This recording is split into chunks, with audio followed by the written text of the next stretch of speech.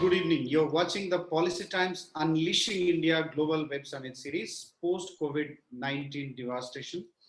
Today, though I'm a learner today actually on the topic that we are going to discuss, but it's very interesting. Though monetarily we don't know the value of art, culture, and heritage preservation, but they have a deep mark in our life, in our mind, in our imagination. So we will actually try to understand and know. Many of our viewers, you might be knowing the relevance, significance, and value of art, culture, and heritage and literature. Today we'll try to understand that. And to talk on that, we have two real experts from our country, Dr. Masuma Rizvi and Rambhai Savani. So Dr. Shekhar will introduce more in details. Dr. Shekhar, who is the chairman of this show. I am not actually the moderator. Dr. Shekhar, who is the chairman of the show, as well as also chairman of Global Smart Cities panel. Also, the art, we call him the chief architect of the concept called secured governance. And this that we are discussing today, so for example, if I talk about myself, when we used to do all the international events, after the events, there is a small cultural program clubbed with dinner. The cultural program by some famous Indians, for example, we did Prime Minister's Make in India launch. We did many Pravasi Bharatiya Divas programs. We did 4 events of our Prime Minister itself. So after every event, when the cultural show used to take place, all the pain as team or the hard work or after the entire tireless day when you used to attend those beautiful cultural events, they used to make us feel completely relaxed, and they used to give us a completely different goosebump. Actually, I often used to have goosebumps when I used to attend those cultural evenings or nights. Then I used to realize, okay, these are things which are part of our rural India, or maybe somewhere part of the down the line, our people have this kind of culture, this kind of behavioral things, or attire, dresses, or religion for that matter. These are all part of our life which we can never forget. Masuma ma'am just guided me to understand the value of this. We will talk about that. So I will be watching and I'm learning from the discussion that we have today. So Dr. Shekhar, without taking any more time, may I invite you to kindly take over the session. Thank you, Akram. So today is a little different national reincarnation. We generally believe national reincarnation means only it is monetary, economics, and also in terms of employment and so on and so forth. Many of them directly or indirectly come into what we are going to discuss today in terms of arts, culture, and how monumental reincarnation, restoration, conservation can take place. So what I will do to begin with, I will make a to understand what we are trying to say, a 5-minute presentation. Okay. Now today's topic is enhanced role for art, culture, heritage preservation to strategize national reincarnation. Because as I said, the confusion should not be that only money, economics, or finance and economics only bring up our country's progress or global progress and whatever we would like to go ahead. There are so many things which plays a highly catalytic role. Like we once talked about happiness index. This is indirectly a very big role in happiness index of the people. So making this small presentation quicker. India, as you know, is a country which is made of 206 countries. If at all we go by the population, we go by the diversity, we go by the length and breadth, and so on and so forth. Since we are not having economic consideration in today's talk, we will not go into depth. Now, many of these things we are now reassembling and calling it reincarnation because of this inevitable thing called COVID, which has brought down the economy, and it has brought down everything, including the what we are talking of art and culture. Culture doesn't bring down. Art in terms of its present, previously we used to have so many events going on that at least it has brought down. But culture and other things stays independent of COVID. Even restoration of this thing stays independent of COVID, because restoration is only a question of something which is beautifully done, which has slightly got defaced. It is being restored. But COVID itself is a wonder to all of us that, basically the numbers are too invisible, but its result which it has caused is very immense. To go to what we are going to talk today is we have to understand India from the art, culture, and monuments. We have got almost 3 million religious places. Okay. And 3,600 of the monuments, many of them are religious oriented. Religious does not mean in the other portion, it is a question of the type of art which is there. Okay. That is almost 3,600. Now, unfortunately, the world has not given the type of weightage with Indian monuments and Indian culture should have. I think if at all they give such a weightage, India will be 80%, 20% will be balance of the world. I mean, 20% is very big, because we have got other countries like Egypt and all, which is having equally good monument. But in numbers and the varieties, they are far less. We are not talking because we are Indians, because they are in that field. Same way for art and culture. If you see the type of dancers, the type of artistic way of presentation, India scores far above any other countries or anybody in the world would like to see an Indian art, Indian culture. Now, I will not go into too much depth of culture and its definition, because we have to give maximum time to our today's speakers. And we are talking of architecture, painting, dance, music, and even small puppet shows and all, which some of them only will highlight today. Much we will highlight in terms of the architecture, because we got one of the global expert online who is going to talk in terms of whatever he is doing in terms of restoration of the architecture. And so again, I will not, because every state in India has got its own forms of dances, its own form of architecture, and there are specialized things of various states, and which is pervading. It doesn't mean Bharatanatyam in Tamil Nadu means only Tamil Nadu. In fact, Bharatanatyam is global today. And every one of the dances and these are famous ones. There is also there are so many which may not be as famous and which are equally good and which are equally, going forward. And there are, on top of it, there are of course folk dances, tribal dances, and which are also equally prominent, equally challenging, equally, very, very nice to see and nice to feel. So again, music in India is having its own flavor in a diversity. I will not go into puppet shows. And heritage conservation, as I said, will have a very good talk and presentation. Now, this is something which I have to spend half a minute. In all these things, we have to see how this can grow. How we are linking this to economics, even though this is no direct connection to economics. Once we have quite many of the sites activated, we have huge amount of tourism. India itself has got, actually speaking, 200 million Indian tourists and about 10 to 12 million foreign tourists before this COVID, of course. After this COVID, it has almost become zero. We can't even, count in maybe 2 digits, 3 digits, it may be. Okay.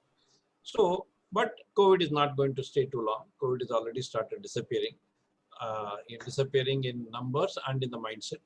And so then secured governance will come in picture in terms of the value it creates. The moment we have another maybe 20 million people coming from abroad, we have got a huge change in the economic development. That is why all these things are very important. But we have to see art culture independent of economic development. Economic development has to horizontally link, not vertically link. Because economic development is not the reason why these are made. They incidentally bring, like when you have education, yes, I want a job. But there are few types of education which are independent of the job. Suppose somebody says you have to be a good person, you have to be good. It need not be because you have to get a better job. It is because you have to be a good human being. Same way is this art, culture and all. Art, culture and all should not be defined only in monetary terms, but it will definitely give monetary benefit. It definitely give economic benefit. So today we have two very good experts, Dr. Masma Rizvi, whom we have heard before also. She had come before as a woman achiever, and she's one of the topmost women achievers in India in terms of the type of work she has done, the type of way, the involved work she has done in preservation, in restoration, and her own personal motivational thing which she's doing for bringing others, women empanelment, and which is uncomprehendable. And she is also doing a lot of work for prestigious places like Rashtrapati Bhavan. You name a state and she would have done something in the state. You name a type of artifact, she would have done something good. And we will start with her. And then second, of course, is our Rambai Savani. Now, he is a third generation conservationist plus restoration expert. And they have done in so many locations. And he has got, unbelievable 9 times award from UNESCO for the type of work he has done, the type of, good bearing he has done on India's architecture.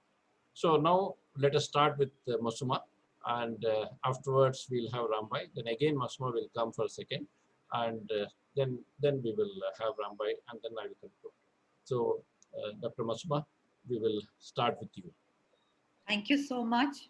And firstly, I'm very grateful to Akramji, to Dr. Shekhar for calling me again. And it's a pleasure to meet Rambhai, and I'm hoping to learn a lot from him. Every day you have these interactions, you learn and you grow. Having said that, the first 10 minutes, I want to speak about something which is very close to my heart: culture. When we talk about culture, I don't think we are very sure, other than the Wikipedia meaning of culture.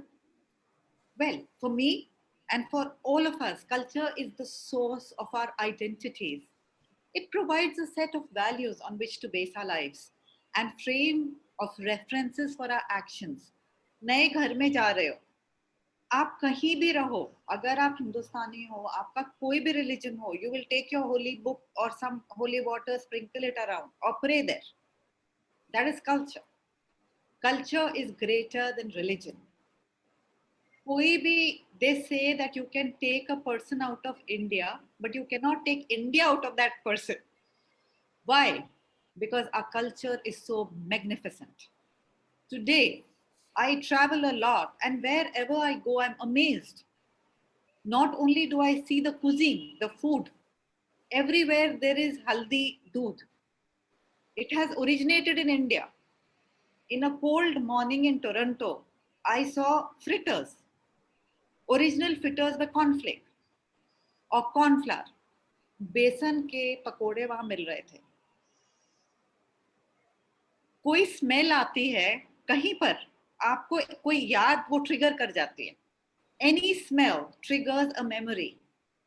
That is culture. A mother will tell, her grandmother will tell a grandchild, or will tell the daughter or daughter-in-law or son-in-law that, oh, you're looking very nice, your child is looking very nice, keep away the evil eye, nazar lagega. That is tradition. What is tradition? Tradition is culture. This diversity of cultures is a source of creativity, innovation, and renewal, and it's vital for the continuity of human development. Akram asked a very interesting question. He said, what is between culture and art? I was speaking to these Guwahati students, IIT students there, and I said, let me first explain how interlinked art, culture, tradition is. Your tradition and your art and the way you eat, the way you sleep, what you wear, what you dance, everything you do, a cumulative of memories become the culture of your country. We started with rock art. People wanted to show their anger, they wanted to express themselves, they used to draw on rock. Earliest rock paintings. That is our culture. And a lot of diversity of culture is what today, what I am extremely passionate about, is religious living heritage. Like you said, Dr. Shekhar, these living heritage buildings are living not because people are living in them, but because there are practicing places. They could be Buddhist, they could be Muslim, they could be any other. In our temples today, when we have to conserve, we have the oldest heritage. So we would have the oldest temples, we would have the oldest monuments where practices happen. Take Leh Ladakh. All monasteries, they are praying there. So when we have such living heritage structures, it becomes a challenge to conserve them. Mainly because also documentation, risk assessment, awareness, funding, studies, all of these add to these problems. This causes the conservation process to be a big major problem. If you can just go in and conserve a building, but a living heritage building is a totally different ball game, and that's where I come in. Anything that is living or created from the moment it is born starts deteriorating. When you're a child, as you're growing, then after some time you start aging. You get your glasses, you get your dentures, you have a prop because you're decaying. Then you'll say, if all of us are decaying, what is the need for conservation? Well, because man-made things need to be conserved, like what Ramba is doing, such a great thing. Conserving our architecture, because the hallmark of a civilization, how far a civilization has progressed, is how well it has retained and evolved its culture. So then culture is very, very important. We need to, as human beings, conserve it. And this conservation is not you go in, you repaint the building, and you're done. A lot of my friends tell me, इसमें क्या है? The chalta hai attitude we have in India. Dr. Shekhar, you know, I'm very, very open to self-criticism, to other criticism, to constructive criticism, not as a negative thing, but we need to change our opinion. Conservation cannot be done by just one person. Rambhai would know. He would not have easily got a UNESCO award. I'm sure they have this wonderful full team of fine art experts, art history experts, architects, conservationists, restorers. It's a multidisciplinary team which together conserves a monument. I'm going to use this valuable time for my favorite niche, which is living heritage sites, because conservation is huge. And I heard that Ramji will be speaking on civil, the civil side and the total conservation. So let me speak on the other aspects of conservation, so that anybody who's watching gets a rounded view of what we are trying to do today, tickle people's mind. These living heritage sites are wherein religious bonding and rituals are taking place in various forms. So religious heritage is perhaps the single category of heritage properties to find in all over the world. I went to Spain, beautiful churches, conservation done differently. I will discuss that later. In Russia, conservation is being done. When you go to Angkor Wat, preservation is being done with restoration. These are all different terms. In several jurisdictions, religious property is specifically exempted from legislation. If it doesn't come under bylaws, that is why we have our problems. So the larger movement of heritage conservation society is also used with intangible. When we talk of living heritage, we talk of intangible heritage. Now, good example is lay monasteries. You go to any monastery and you will find prayers happening there. So living religious heritage is very different, and it is very distinguished from other conservations. Any religious, like when you go to a stupa, you have to conserve it. First, you have to meet the religious heads, because the stupa embodies the living Buddha. It has huge ethical issues, and these can be sustained by ongoing process, by physical renewal of the stupa, not merely its conservation. So ensuring continuity of form of living heritage, the most familiar documentary or historical heritage won't work. The primary goal of conservation is continuity. This is based on processes of renewal. So we are in the middle of a beautiful chapter of heritage conservation, even in our country. Everybody is awake. Everybody is realizing that yes, ours is a beautiful country. Here, I would like to say that the Honorable Prime Minister, Mr. Modi, brought up this whole thing about our culture, and all of us have awakened and become proud again of this culture of ours, which is required because we have one of the oldest cultures that, you know. So that is why, if I say, for me, to take a thing, let us say a religious deity, from a religious place, conserve it, and put it in a museum.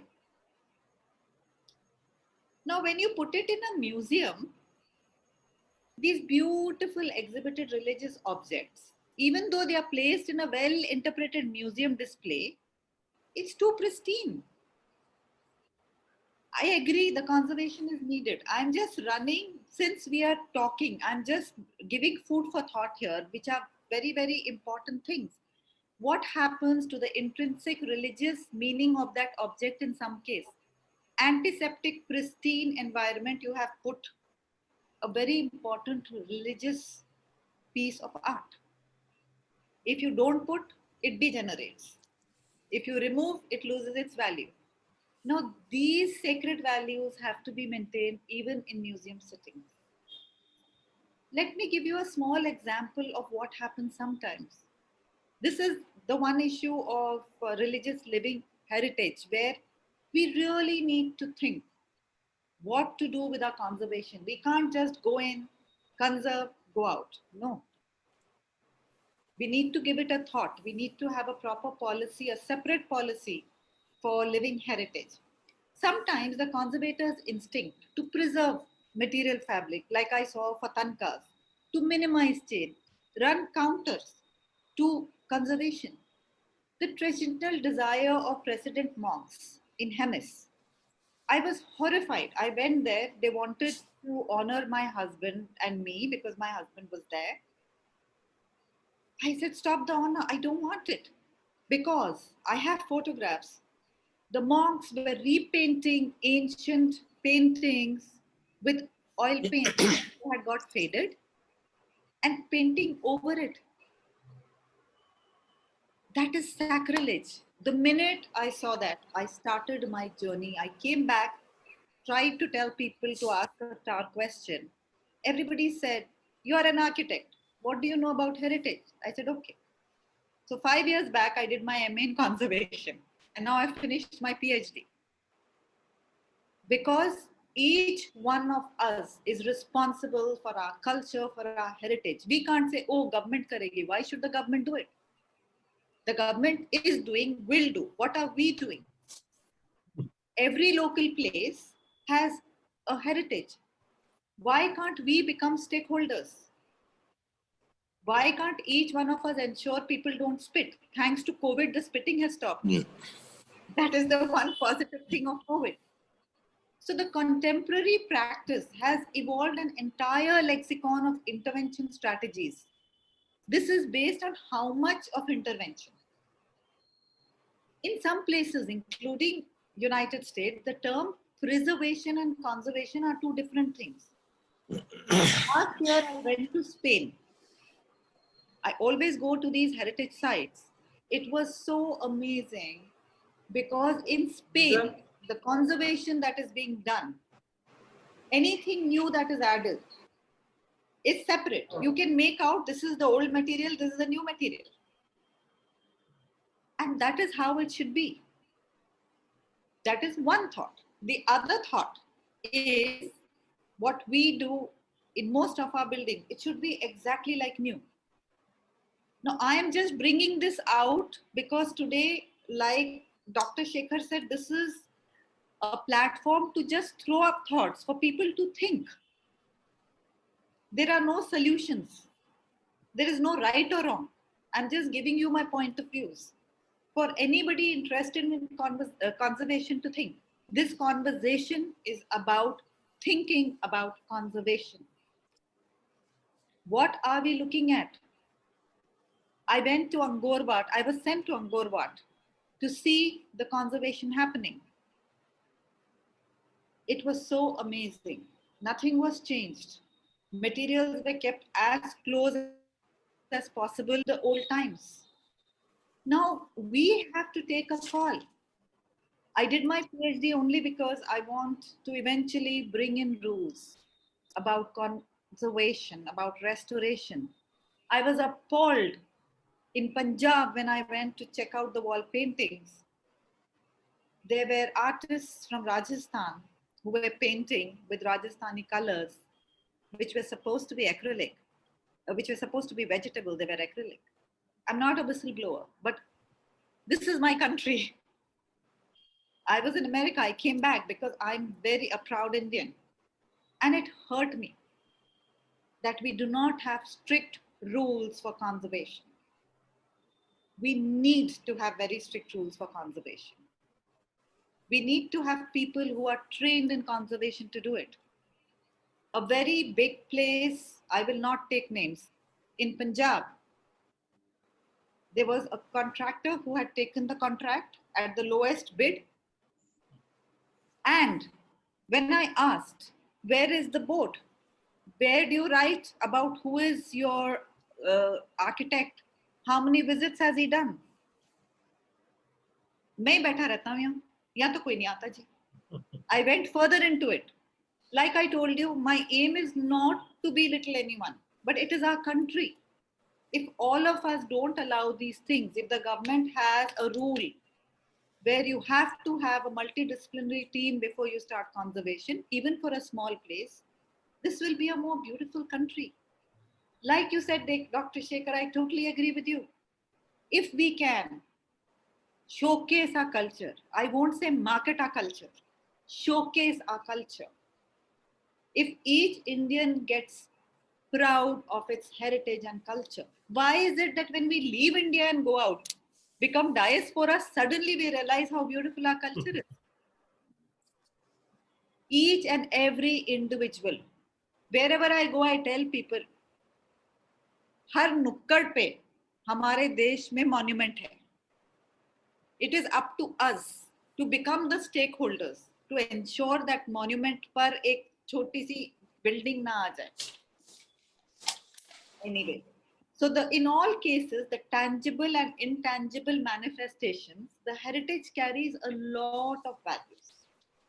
And we must strengthen the dialogue between the conservationists and the religious community and the local stakeholders. What is the use if you speak to the community? There is a akhada in Punjab. There is a monastery in Leh. Nobody is allowed. All I'm saying is people go there once and say, no, no, no, no, you can't do this, you can't do this, you can't do this. So the religious heads say, forget it, it's our territory. Can we not have a dialogue? What is the sense if the religious community and the conservationists don't speak in one voice? There must be a dialogue between all stakeholders. There must be training given to the local people. That will give them jobs. What do? I'm told, okay, come here, this is the site, please do it. I agree, you need the expertise, but with the expertise, there must be clauses that 40% you have to train local people because aapne theek kar diya, you've done it once. What will happen to it when you move off? I mean, I'm using this forum to bring up the points that I have been 22 years voicing. Dialogue must be organized to build understanding and sympathy for different points of view which may exist. We are a multicultural society. You know, I have huge fascination for Japan. Japan was the first country to bring up the protection of cultural properties law in 1950. Living heritage, they brought it up before modernization and globalization hit the world. I went to Andaman and Nicobar to bring in the tribals. I am an advisor with TriFed, which is the marketing head of Tribes of India, the ministry of the tribal ministry. I wanted to bring in those tribes, Andaman and Nicobar, into our fold so that they could start earning money. I was horrified because they thought we had come there to modernize their trade. They said, Hamara kya rahega? What will be left for us then? We mustn't go and change. We must add and assist. As religious or belief systems are the core of our life, any form of living heritage is inseparable from the framework of religion or belief. I'm strictly pertaining to living heritage because Dr. Shekhar, just before this, you gave that catchword. I said, yeah, let me speak on that because that is the niche I come from. The history of these revisions is explained as the expansion of the concept of heritage, moving from preservation of monuments to or sites or art objects to inclusion of new categories: intangible heritage, folk, culture, traditions, techniques, a wide range of things, movable and immovable. Intangible heritage has come into our laws, but I am also talking about folklore, which is going. I'm talking about art, kavad makers. They were a full village who used to make kavad, and kavad is such an important part of our heritage because our entire religious stories used to be painted on a box which could be folded and taken like a suitcase. Only one family is left. I'm trying to get them all to be sent all over the world in exchange programs. I've been speaking to ICCR. Vinay Sahas Buddhiji is in agreement that in ICCR we have to start art, food, culture, clothes, shoes. Do you know in Leh, the kind of shoes people wear are exactly the shoes that the Dutch wear? How do you explain this? Because it was on the Silk Route. That was exchange of culture. Our culture is so beautiful, but we have to put in food, clothing, housing, occupation, religious faith, festivals, etc. In addition to this, skills, techniques, traditional. In Leh Ladakh, you have rice making wine. Include that in our culture. So when we say conservation of culture, it also means that we must conserve, preserve all these cultures as well. As far as living heritage is concerned, conservation and faith must be brought together in an atmosphere of mutual trust, laying the foundation for a dialogue that gives equal weight to the beliefs and goals of the community and to the interest and needs of conservation, involving training. Preserving our intangible heritage can only be done if we don't get people parachuted in with experience. Get them in, but they must not be allowed to do anything unless 40% local stakeholders are trained and used in a project. I have done a study and I presented the figures to the CM of Punjab that in all the conservation projects, and it was a lot of hard work, not even 10% local stakeholders were put in. These are the things we need to think. Today, I'm not showcasing any work, I'm not have any presentation because I want to bring up and tickle people's minds to think, why should we leave it to the government? Government is part of us only. Let us, each one of us, try and become, don't do conservation. Leave the conservation to experts, but preserve a monument. Make it stay with no man-made disasters, no man-made decays. The natural disasters that happen over time can be taken on by experts. But a lot of time, negligence, man-made disasters are much worse than natural disasters. So this is what I wanted to say in this particular forum for the first half. What is culture? What is conservation? And where we should go from here? So I think I have spent my time on explaining where I'm coming from. In the second session, I will talk more about my experience with this. Thank you so much. I hope I stuck to my time.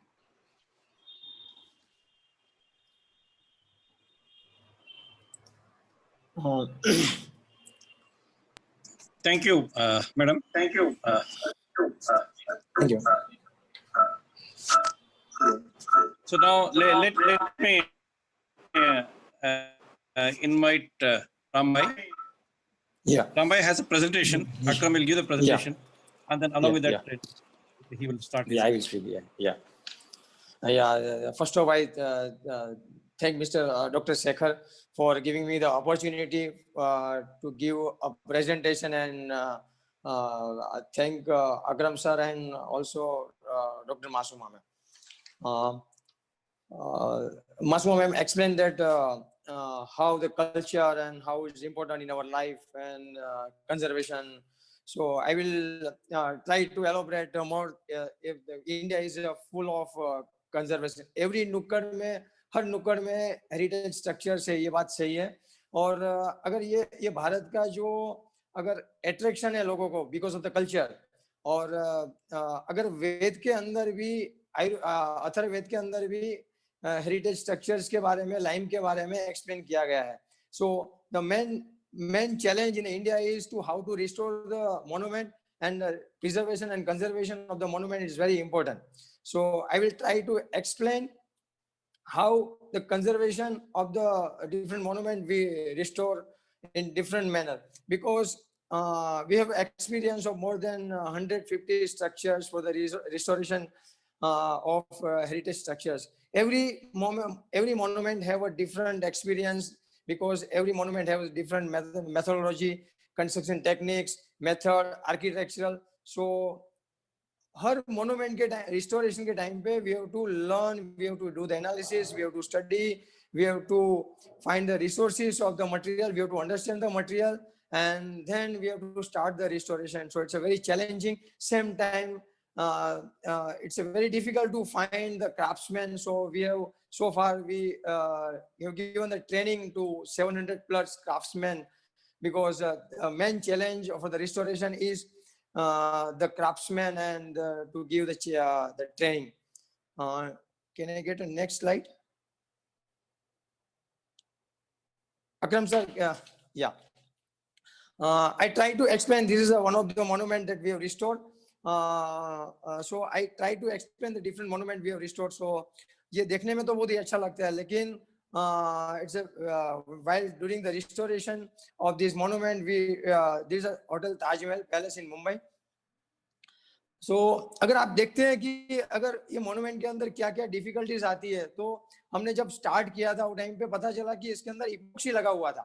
See, it's before restoring the any monument, we have to understand the material. कोई भी heritage structures 1000 से भी ज्यादा साल टिकता है. Reason क्या है compare to the RCC? So basic reason is a natural material. कोई भी मोन्यूमेंट्स, कोई भी स्ट्रक्चर्स, हेरिटेज बिल्डिंग अगर नेचुरल मटेरियल से बनाया जाता है तो it's a long lasting. And main fundament different of the cement and lime is a natural material. It's breathe. कोई भी आरसीसी स्ट्रक्चर्स ब्रीथ नहीं करता है, लेकिन लाइम का जो बनाया हुआ लाइम और स्टोन का स्ट्रक्चर्स कोई भी रहता है ब्रीथ करता है. अगर इसमें इपोक्सी लगाया गया तो it's deteriorates its masonry. So when we start the restoration, we found a lot of epoxy between the stone that we have removed, and we refill the lime and we restore this complete facade. So this is the final picture after the restoration. Can I get the next? Yeah. This is one of the example of the retrofitting of the that pavilion of the one of the palace in Bhuj. This is the damage during the earthquake in Bhuj. So you can see how the deterioration, how the damage during the earthquake. So इसकी arch और column ही गायब है, वो निकल गया. We did the restoration using the same material. Whatever the, because ये जो historical materials है, इसका importance है. So we did the same material and same stone, and you will surprised to know that we did the binding material is a lime and the honey. Honey have a good binding property. So we add the honey with the lime to stick the two stone. And we first of that we have support the whole pavilion, and then one by one we wind the stone and using the stainless steel pin. So this is one of the example of the, you can see the before and after. Before the restoration, how damaged it was, and then after that, you can see the restoration.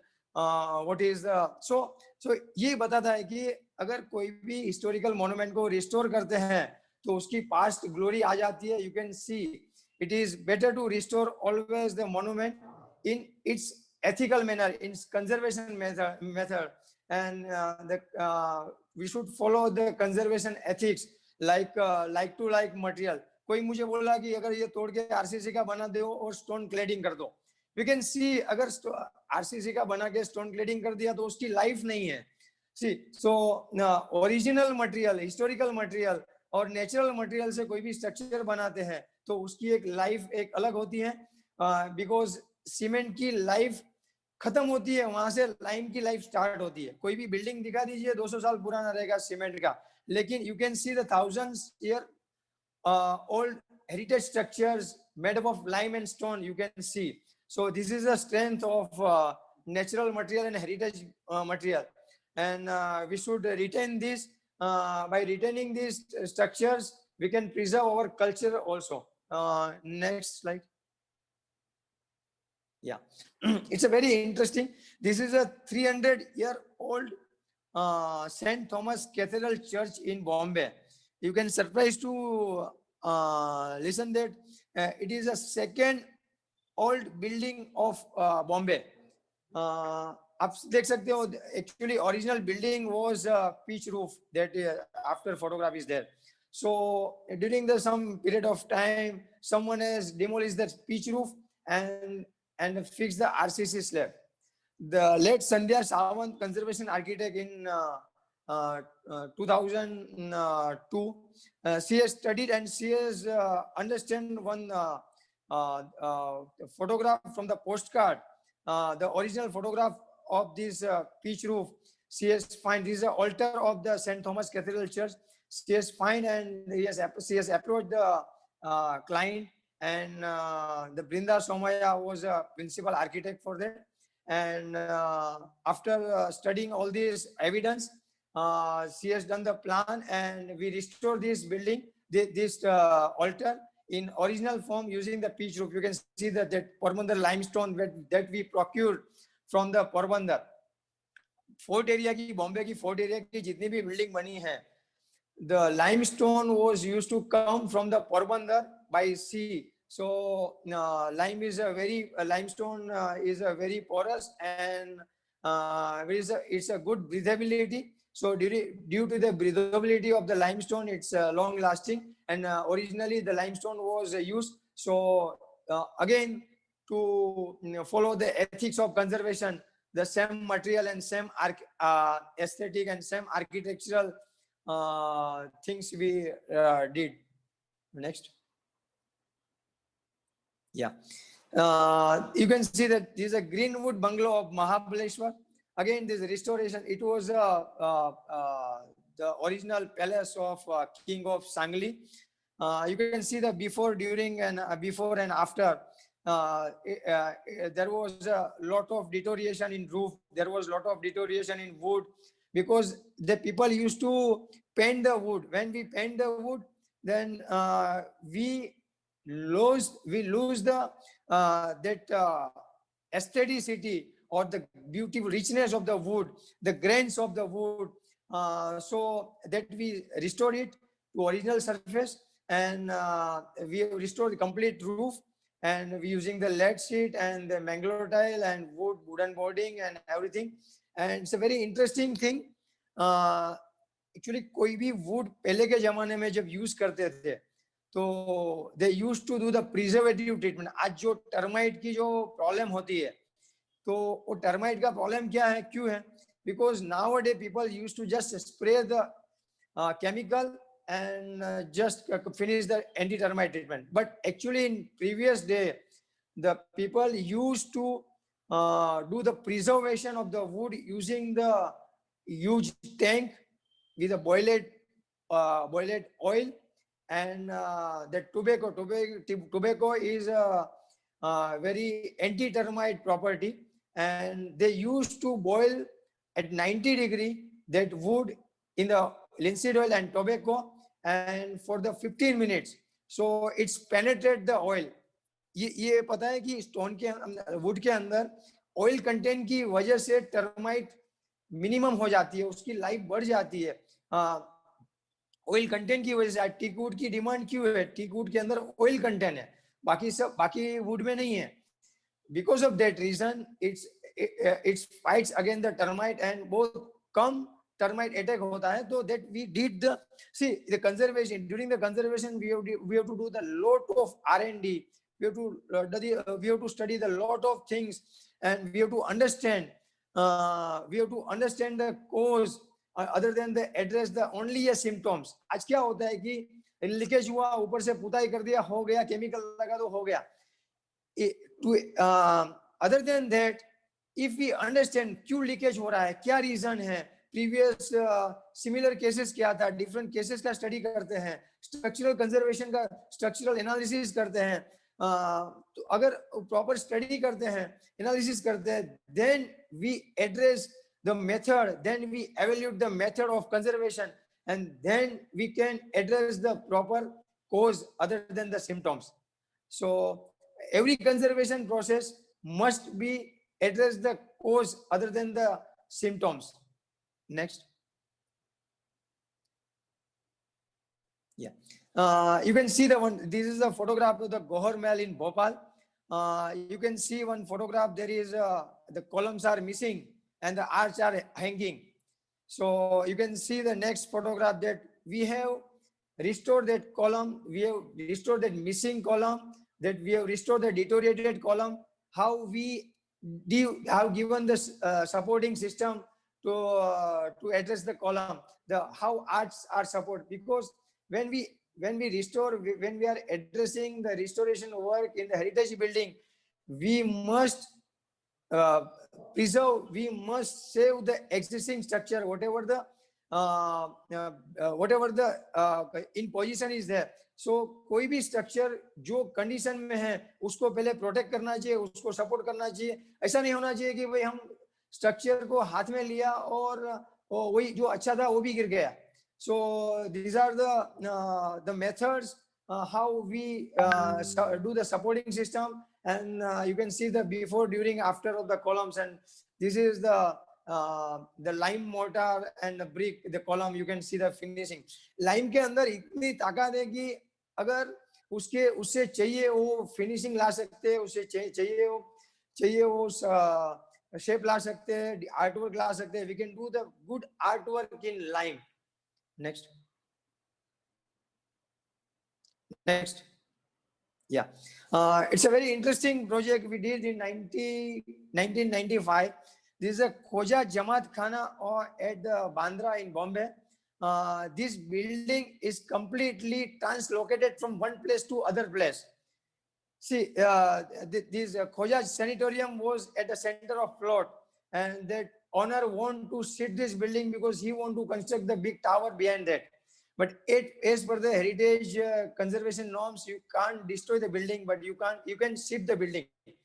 So we did the numbering of the each and every stone of this building, and same thing on drawing and photographs and everything. We did the documentation of this building, and then we dismantled each and every stone. Then we reconstructed it 60 feet away from the existing location.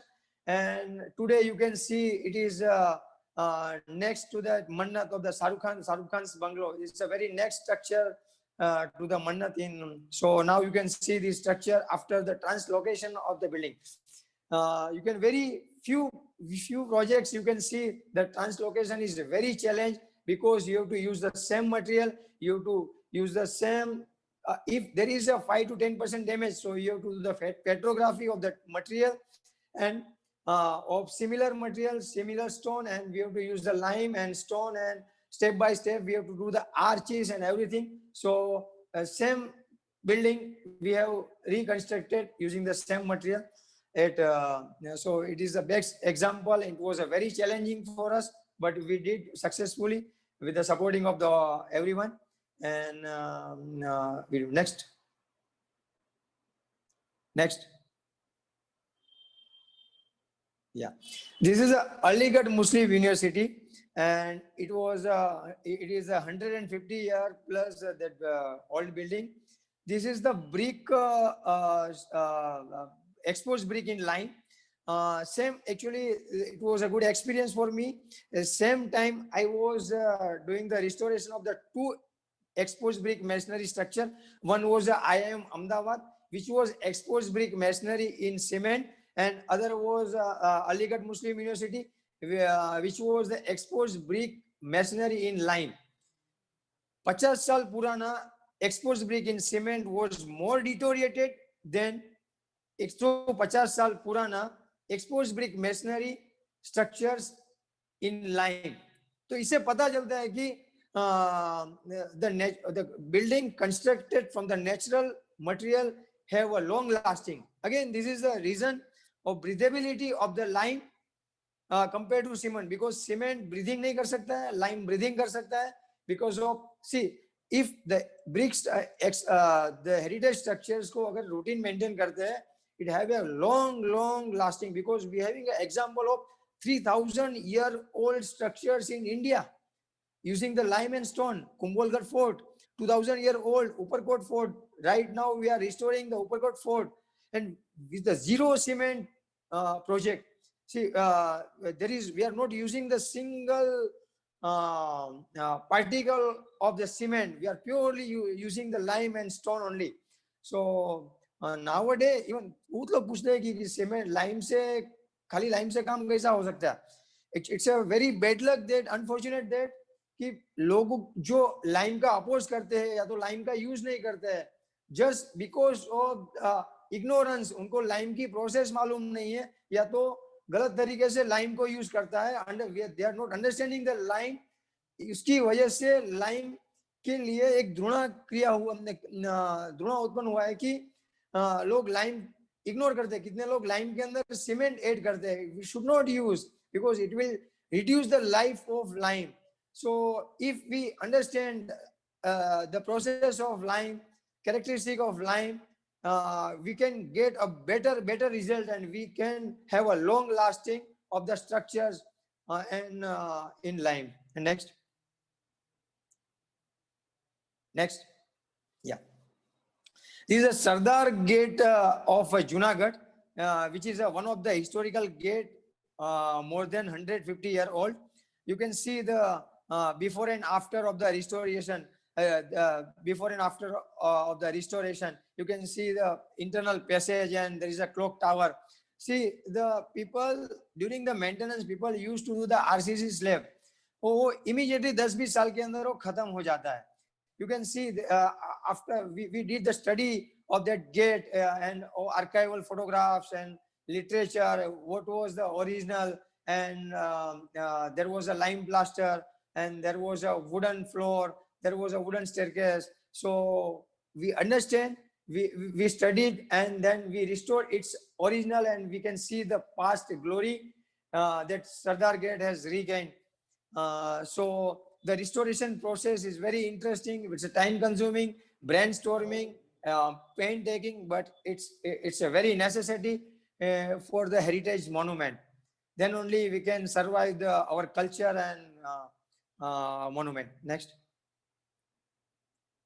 Yeah, this is a 650-year-old Surat Fort, which was a trading center of East India Company. Phase 1 completed. Phase 2 is just in few months. It is going to be ready. Now it is converted in International Museum. It's a very interesting structure, and we did a lot of R&D there. And there you can see that before and after, there was a lot of ficus, there was a lot of plant tree that we removed, and we regained this original fabric of the structures. Next.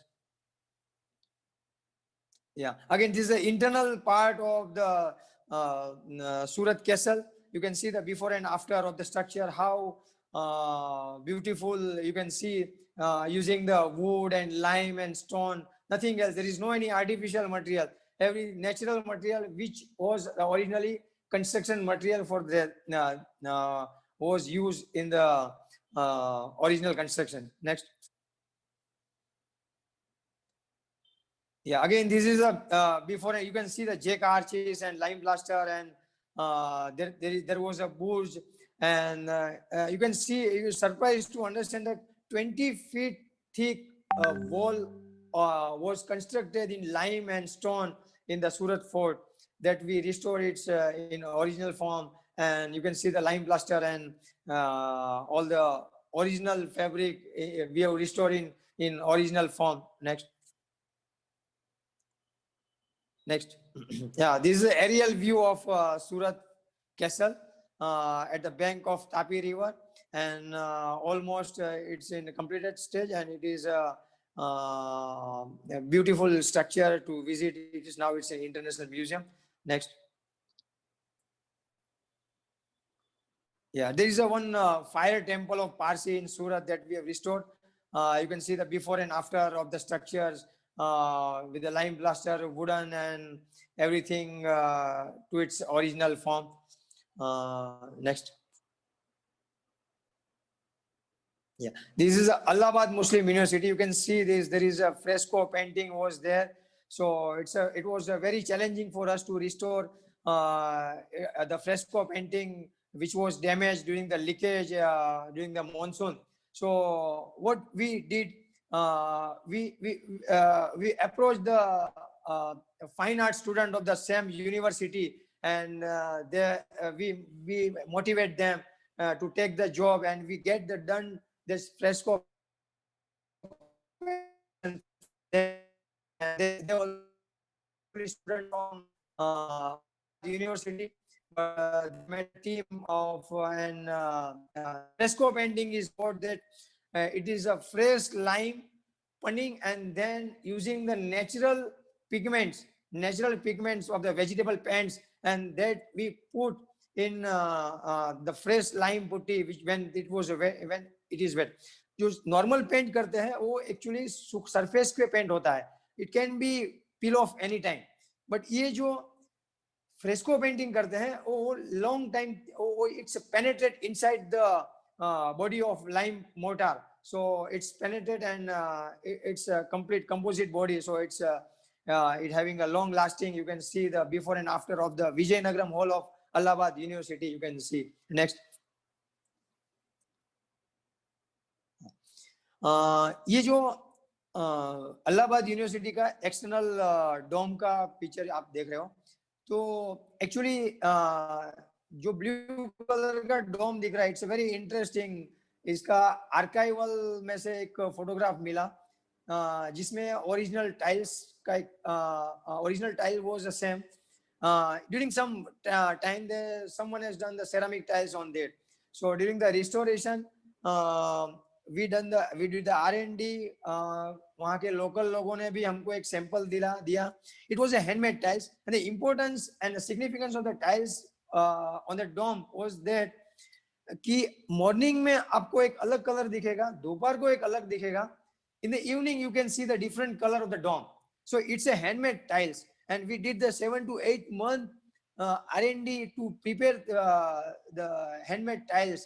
And one of the company in Raja Tiles, we personally approached. We did a lot of sample. We did a lot of different shade, and we back and forth, and then finally we did the job. It was very challenging, and काफी time लगा, और we finally we succeed in that.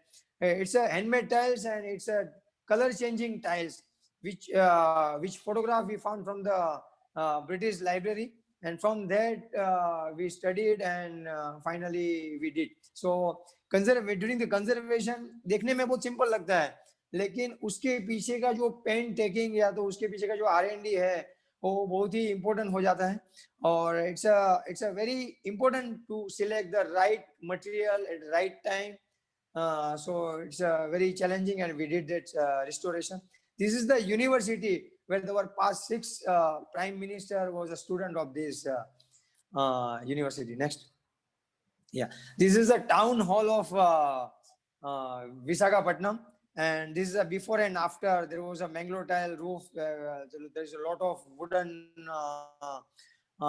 deterioration was there. You can see the spire. There is a lot of ficus and everything that we restored. So it's a again, this restoration is very important to restore our culture, to retain our culture, to save our culture. So this is one of the example of restoration of the town hall. Next. Yeah. Again, conservation is a very painstaking and research oriented method. See, you can see the before and after. This is the Royal Opera House Theatre in Bombay, which belongs to King of Gondal. And actually, BMC, Bombay Municipal Corporation, has given the notice to demolish this building because it was a very dilapidated condition. But Abha Lamba and Satish Dopelia, all the because of their effort, this building was restored and execution was done by us. So you can see the pediment. There is one statue and statues that organs are whatever the parts are missing. So it was very challenging how to gain again this और ये जो face है वही रहेगा या क्या है फिर हमने we got one photograph and from photograph and some R&D we trained the craftsmen and we did using this was a limestone and we did from the limestone and using the lime plastic repair technique we restored the statue. So again, this is a very interesting work was there, and it was very challenging using the stainless steel armature and lime plastic repair technique. We gained its original glory of that statue. Next.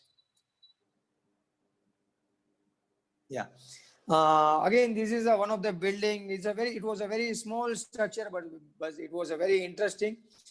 आप देख सकते हो कि अगर in first photograph there was a balcony, original was something else, and during the maintenance someone does the using the MS and the brickwork and everything. You can see the kitna acha ornamental design. There was a beautiful jali and there was a beautiful bracket, but someone has done this just patchy work. So this is not a right way to address this damage. So you can see after that the client approached us and we did a lot of brainstorming and we using the lime plastic repair and limestone. We have got the original that balcony in the original shape because there was a few other balcony at other floor was there. This was a merchant mansion and we restored this balcony. You can see the before and after there is a lot of different. So how the conservation of the any monuments gives its glory and beauty that only if you see then can understand very well. Next. Yeah, this is the Maqbara in Junagadh. It's a Taj Mahal of Saurashtra. It's a very famous structure, and currently we are restoring this structure. We are facing a lot of challenges during because different comments are there because the restoration while doing the restoration. See the lime जो सौराष्ट्र के जो region है, any structure when we restore, we have to understand the technique, method, process, and material of that region, and that construction technique and tradition of that region. अगर जब तक उसकी traditional method construction technique अगर understand नहीं करते समझते नहीं है तब तक we can't afford the right process of the restoration. We have done a lot of data collection, we did a lot of evidence, we did a lot of R&D, we process and everything. Then we have started the restoration 3 months back, and it's a beautiful monument. It's an ornament of Saurashtra. We can see there's a lot of artwork in limestone. Each every artwork we are restoring, there is a lot of missing artwork is there that we are using the same stone. We did the petrography test and we matched the similar stone, and then right at present we are doing the restoration using the orthodongo method, which was originally done for such a monument. So this is the example of restoration. Next.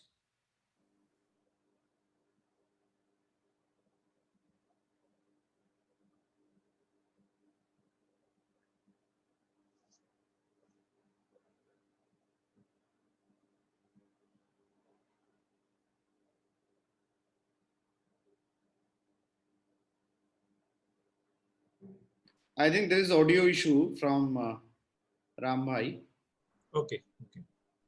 internet connectivity issue. So yeah, we can Okay. continue the discussion. So now I think that gives a fair idea of how live things can go. Now coming back to Dr. Masuma. Now in terms of national reincarnation, I think you need to guide people how art, culture, restoration can give some of the expectations in terms of course, human values, and also in terms of something, if whether on the economic front also, how it can take the country back to its glory. I know you are too emotionally bound on the national glory, but economic glory is also necessary for the national survival. Some little time you all have to spend in getting the national's economy also back on track. Dr. Masuma. The that was a very nice presentation by Ram Bhai, and I totally empathize with him. When I was called to Shimla to conserve a building, I like to conserve the arts, the paintings, the furniture, but the building is also important. Everywhere they had painted on wood. Another place they told us remove the wood, put tiles. So the civil part, Rambhai explained to you beautifully. If we go back to our heritage, we will never have a problem which we have today. Having said that, let me come to, like Akram Bhai was saying to begin with, culture is basically arts, like I was explaining. It is the collective traditions describing a group's beliefs, customs passed down from generations. So this is our culture. Now, why is culture important? Because when we talked of one aspect of conservation of buildings and arts. Let us talk about conservation of our heritage, which is not just buildings. It is our traditions also. It is the intangible heritage. India has an amazing mosaic of cultures. It is richly diverse and it is an inspiration to be taken from. Now, you know why this is so important to conserve. Just one point I want to give here, not just buildings. The buildings are beautiful. Rambhai has explained so well. Even the arts, even the paintings, but also the intangible culture. Do you know that there is a word called art schema? Now, art schema is a pattern of thoughts which gives information and relationship between them. Means we design, we live, everything that we do is based on that art schema. So, how important is this art schema? And what is art schema? It is all about our culture, our traditions. So, the first thing is the specific experience that we get is shared in the community and it becomes a culture. It's not intentional, but it is in the back of your mind. So if you are coming from a very colorful place, if you're coming from, say, Rajasthan, you would like to design with a brighter color because in your mind somewhere you like a brighter color. So this is the art schema. Now, culture is an important aspect. Now that we know that art and culture are combined, heritage is important, then how do we conserve it for better economics? Because an empty stomach cannot appreciate art and culture. But in COVID, a imbalanced mind can be balanced by art and culture. When in COVID, you could do nothing and there was this worry. It is still going on, but it was terrible during lockdown. What did you do? Depending on your liking, you either saw a movie, you read a book, you heard music, you painted or you saw paintings, or you saw heritage buildings. So that means that preserving our art, our culture, our aesthetics is very important. So the first thing that we need to do is definitely have a separate ministry or a committee for preserving the cultural heritage of this country.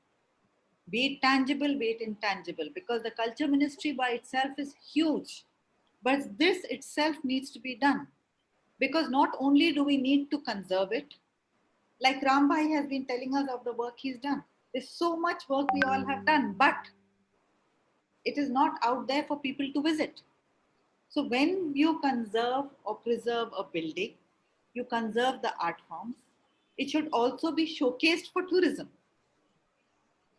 It should also be brought out internationally and nationally. And only when we do that, it will help our economy because it will increase tourism. COVID is not here forever. Our tourism is going to come back. When you go to Europe, there is one little thing which is showcased so beautifully that everybody goes there to see. One little statue, you travel to that country to see it. We have so much happening here. All we need to do is wherever we are, start showcasing in a digital age, like what you have done today, brought us closer to such a huge audience who should all think anything nice in their area, anything needs to be done. Become stakeholders, get active, do it up, see how tourism will flourish. Around that one area, all around, there will be little stalls, there will be juice centers, there will be fast food centers. Economy will start. Atmanirbhar Bharat. How do you get Atmanirbhar? Every little person, we are all little pegs in this jigsaw puzzle. If each one of us commits to doing a little bit for our art, for our culture, do you know, it was so saddening, Dr. Shekhar. I went to a meeting on wall paintings. It was an international wall painting. And when I said I would like to talk about Punjab wall paintings, there was a pause. And the director looked at me and he said, Punjab doesn't have wall paintings. And I said, Punjab doesn't have wall paintings because the Europeans who were documenting, who was traveling through Punjab, didn't stay long enough. Mhm. We have to break these perceptions. You see in in Rashtrapati Bhavan, in the main Bhavan, in the main hall, Ashoka Hall, there is a huge leather painting. When Abdul Kalam ji was there, he decided that we must conserve it. So we took it down. When we took it down, we were told, what have you all done? The awards have to be presented there. We cannot have the ceiling without the painting. The press will have, you know how it is. The media doesn't like even conservation done unless explained to them. So we put up a digital painting, but we still conserved that painting. And like Rambhai said, it takes so much planning, so much hard work. Otherwise, it's a shoddy job. Let us have very, very strict conservation policies. One small thing I want to say. If you are an MS of a particular area, you will do surgery of that area. A doctor, MBBS cannot do a surgery. In conservation today, anybody becomes a conservationist. You need to have levels. If it is a project, say, of a certain amount of money, 3 lakhs, then a person who has done work of 3 lakhs should be there. It cannot, there must be stringent rules, there must be stringent regulations and checks and balances about conservation.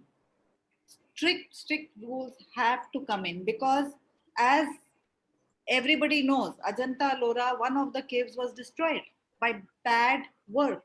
Angkor Wat was messed up by using cement when porcelain should have been used. We need a body which will not become a hindrance, but which will actually look into managing conservation projects so that everything is done correctly. And once we do that, trust you me, people will come. The world has discovered India in a big way. But we need to have 3 more things which I want to say. 1, infrastructure created to take the tourists. 2, stringent rules for tourists. And 3, stringent laws and fines. Why I say this last one, when we go abroad, we follow all the rules. When we come to our country, there is a barrier which says don't cross, you will still cross. Says don't touch, you will still touch. Why? So we have to bring in self-regulation. If it doesn't come naturally, then the laws have to be there. So if we do this, economy will flourish. You repair one monument, नुक्कड़ की एक building आप ठीक करो, उसके चारों तरफ economy will start thriving. छोटे छोटे मोमेंटोस की दुकान आ जाएगी, खाने की दुकान आ जाएगी, चाय की दुकान आ जाएगी. It will generate employment. People will make mementos. So economy will come up if we look after our art and culture and heritage. This is my sincere thought. Yeah, thank you. Now, from Rambai, I have one small thing. Yeah. See, there's Yeah. one aspect is, where tourists can come. You are actually, of course, Yeah. that's also doing, you are actually doing renovation. Is there any scope Yeah. of large employment to maintain this almost 3,000 Yeah. large monuments and almost 3 million smaller monuments, so, places? In that, how much is there anybody who has done any computation? Because that is also economy. See, economy is something where you start spending the money in that particular sector. Because we had few on forensic, we found that almost 5 lakh people are required, and we hardly have 10,000 people. Same way, there are various sectors in which there could also be, maybe you all should form even an association and bring out the need for people, by which the economy does not mean by just showing alone. Showing is one aspect. Economy is maintaining it. So that tomorrow, 10 years down the line, Yeah. whatever you have done has to be maintained Right. and updated, upgraded with time, but maintaining its original flavor. You rightly explained that in each place you have to go to the local person. But a local person itself, there is no way in which he's trained, then nothing will happen. Could you please elaborate before we conclude the session? Yeah. Yeah. While restoring, actually, Gujarat government ने बहुत अच्छा एक policy, heritage policy ये किया है, और बहुत सारा when we restoring the heritage structures, and definitely there is a lot of employment problem can be solved, because when there is any kind of the work, there is unskilled laborers and different category of the laborers, and different kind of job, like mass moment tell that चाय वाला आ जाएगा, फिर वो बेचने वाला आ जाएगा, हर मतलब when we do the tourism, definitely that financial cycles will move, and there will be definitely employment problem can be solved, because मैं देख रहा हूँ कि गुजरात के अंदर बहुत सारा प्रोजेक्ट चलता है टूरिज्म का, तो because of that project day from project के अंदर जो जिसको एम्प्लॉयमेंट मिलता है, उसके बाद टूरिस्ट आता है, फिर कंटिन्यू साइकिल चलेगा. मतलब in order to improve the financial health of the country, we have to improve the tourism, because बाहर से लोग आएंगे तो खर्चा करके जाएंगे, ultimately again economy को boost करेगा. At present, when we are doing the restoration of the Upperkot Fort in Junagadh, we tried more than 50% people we have to give the employment to the local. So जब वो fort अभी बंद है, तो उसमें जो guide का काम करते थे, वो छोटा मोटा धंधा करते थे, वो सब बंद हो गया, टूरिस्ट बंद हो गया, क्योंकि अभी रिस्टोरेशन वर्क चल रहा है. तो उस वजह से ये लोग सप्लीमेंट दिया, तो they start the working. So again in short, if I can say that because of the tourism, definitely it's encourage that financial cycle of the economy of the country. So the tourism is one of the aspect to increase the financial health or economic health of the country.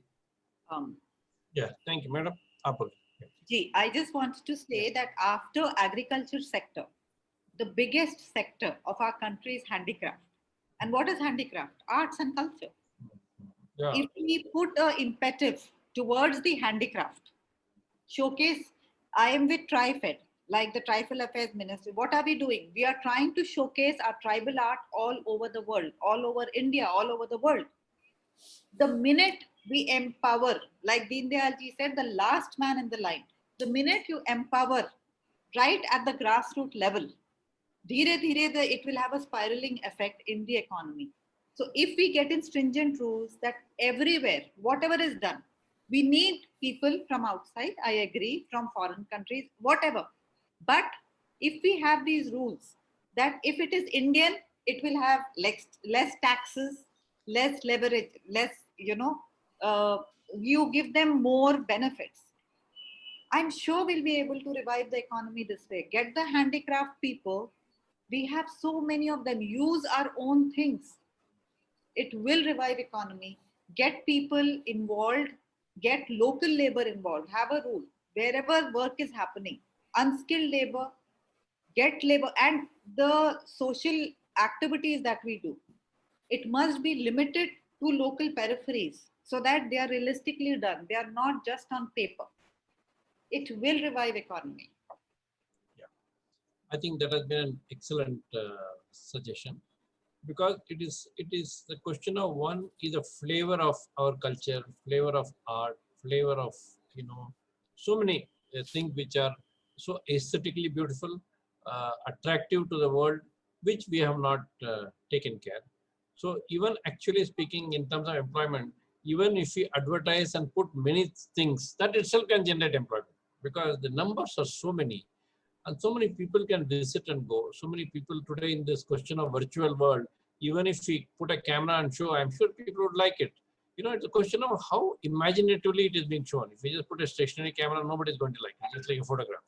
But suppose if we show, like what you're saying, a tribal culture, tribal, art which they do, if they are shown, showcased, and then I'm sure people will order it, people will take it, which again is something which will take care of the, you are saying something, you want to say that? One more thing. Yeah. When, the top fashion houses of the world take our handicrafts, take our fabrics, take our embroidery, but what is India getting in return? Their people come here, our people create, they get, how much do they get? A dress which sells for $400. How much is our artisan getting? Anything going out of our country should have a levy, because this craftsmanship is available only here. They can't go elsewhere and do it. Why shouldn't our people prosper? Why should big fashion houses prosper? There are people in Lucknow, there are people in Varanasi, there are people all over.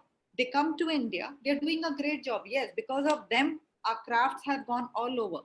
But why can't our people get at least 1/10 of the profit that they gain out of us?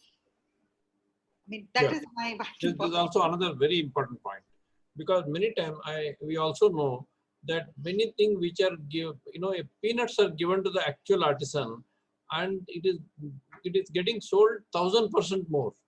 Something which is bought at maybe 20 rupees is getting sold at 2,000 rupees. it is just like this agricultural thing, where the poor farmer is struggling, and just by taking a tomato at 2 rupees, and then you sell it at 75 rupees in the city.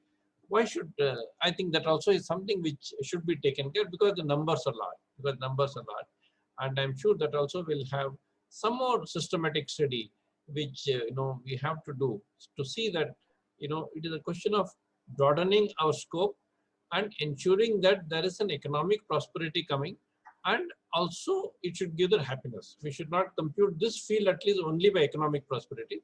This field has to have a combination of the aesthetic happiness and our own culture, and link it to economics in whatever level it can, because the numbers will again be very good. So with that, I will thank both the esteemed experts for spending their good time and spending their knowledge, giving good knowledge to people. And I will conclude the session with Akram giving the final. Thank you so much, Dr. Shekhar. I think this was one of the longest shows. Not one of the. I think this was the longest show that we have ever done, and that to an art and culture. Without giving some economic connotation, I don't get proper satisfaction.